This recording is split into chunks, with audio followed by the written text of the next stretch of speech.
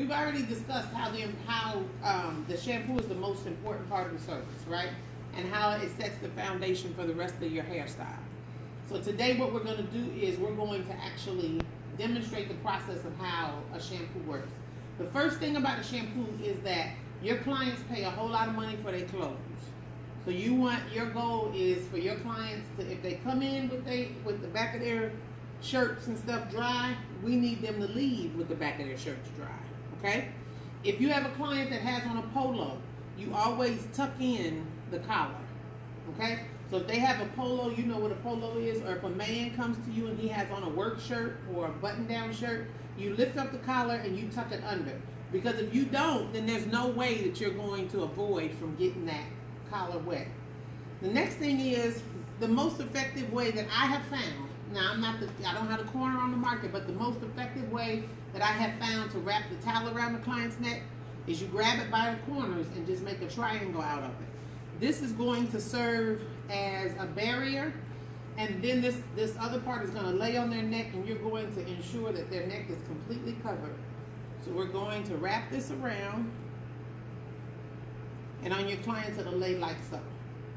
So this is the drape that you need, and you put the cape on top of it for your mannequin, okay? So now the first thing that we're going to do is here we use the antiseptic before we start the process of shampooing. Why do we go through the scalp and use the antiseptic? Because you've all had the experience. So, but tell me why we go through the process of the antiseptic. To lift up the dirt. And then while we're doing that, we're also checking the scalp for what? So what if we see an open sore? Do we proceed with our service? No. If we see a dry patch, do we proceed with our service? Yeah. Yeah, you can. You just have to make sure and note it.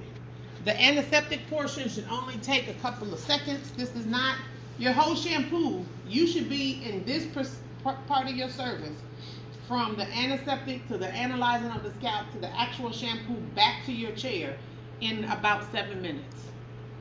Okay? We're not going to take a whole long time to do this. So we're going to go through the scalp, and the only time we don't do this is when? When is it? When is another time that we don't have to spray the antiseptic? Is it when you're coloring? When you're doing a color or a relaxer or some type of service that starts out dry. All I'm doing is going through, and while I'm looking at the scalp, I'm just spraying this antiseptic, and you don't have to spray each piece. You don't have to stay in here and do this, and you just kind of running your fingers through it. If you can't run your fingers through it, you just kind of lift it up best as you can, and we're just gonna spray her scalp. So sometimes I'll do like this just to kind of help lift it up or something. Or if I know for sure that my client has a dry patch, then I will address that patch. Okay? I will address that dry patch, and I'm going to take my comb and I'm just going to lightly kind of scratch the scalp. So that I ain't going to dig.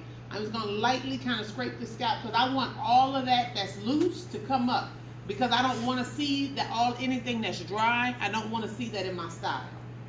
And you will see it in your style. And it will also hinder how long your style lasts.